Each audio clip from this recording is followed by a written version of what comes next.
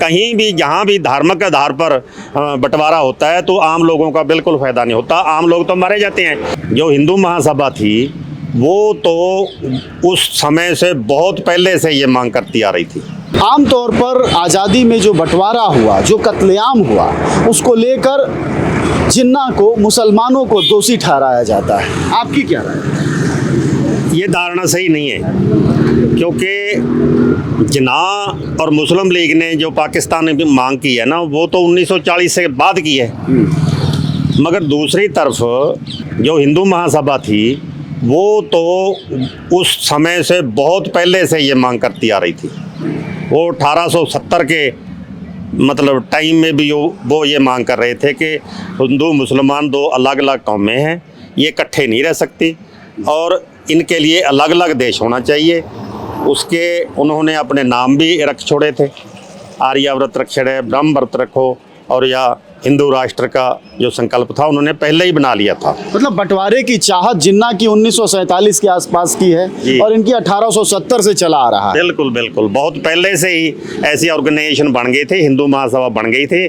तुम जितने भी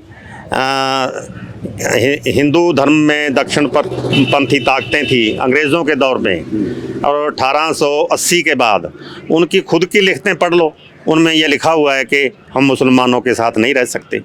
ये तो बाद में सियासी सिस्टम ही ऐसा बना, जब चुनाव होने शुरू हो गए हिंदुस्तान में और मुस्लिम लीग एक पॉलिटिकल पार्टी के तौर पर आ गई। तो पंजाब में तो ये थी कि मुस्लिम लीग का था ही ना कुछ। यहाँ तो 1946 में जो चुनाव हुए थे 3 सीटें मुस्लिम लीग को आई थी। मगर जब मतलब सारे देश में लोगों का बंटवारा धर्म के नाम पर हो गया और धार्मिक उन्माद फैला दिया, तो यकदम जो सिस्टम है वो सारा पॉलिटिकल सिस्टम मुसलमानों का मुस्लिम लीग के हक में हो गया। सो इसीलिए ये जितनी भी धार्मिक उस समय ऑर्गेनाइजेशन थी, जिनमें सिख भी आते हैं, हिंदू भी आते हैं, मुसलमान भी आते हैं, ये सारी ताकतें जो धर्म के आधार पर सियासी नीतियां बनाते हैं, धर्म के आधार पर अपनी सियासत चलाते हैं, ये सारे लोग भी दोषी हैं। 1947 में जो बंटवारा हुआ भारत का, उसके बाद जो फसाद का एक माहौल, एक मिजाज जो बना, उसको लेकर आज 75 साल लगभग गुजर चुके हैं। आप कैसे देखते हैं भारत उसको किस रूप में भुगत रहा है, किस रूप में उसको झेल रहा है? देखो, आज 1914 के बाद तो यहाँ की सियासत जो है वो भी धार्मिक एंगल से ही तय होती है। पंजाब की सियासत भी धार्मिक एंगल से तय होती है। यहाँ अकाली दल है वो सिखों के नाम पर वोट मांगता है और मुस्लिम लीग जो मुसलमानों के नाम पर वोट मांगती है, और हिंदू ऑर्गेनाइजेशन जो है वो हिंदुओं के नाम पर वोट मांगती है। और जो हिंदुस्तान के लोगों की असली समस्याएं हैं, बेरोजगारी है, अनपढ़ता है, गरीबी है, सेहत की समस्या में, उनकी तरफ तो कोई ध्यान ही नहीं देता। अगर हम ऐसा सोचें तो मुसलमानों ने इस्लाम के आधार पर अपना देश बना लिया, मगर वहाँ पर देखो कि आम लोगों का क्या हाल है। वो देश बहुत ही पछड़ गया है।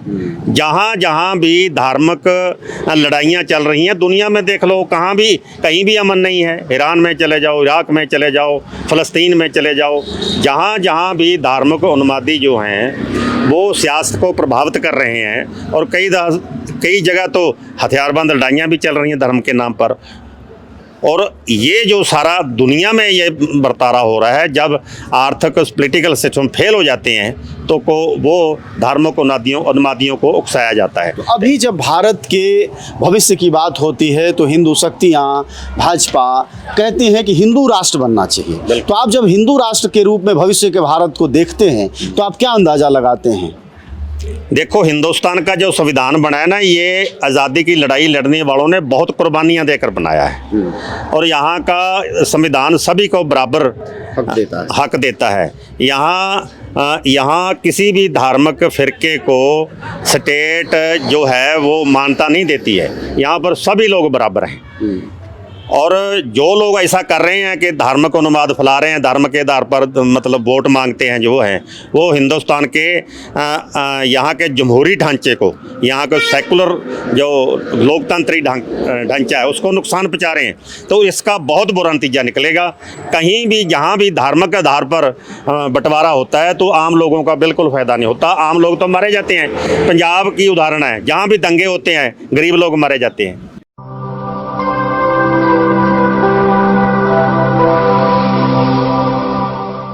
जन ज्वार जनता की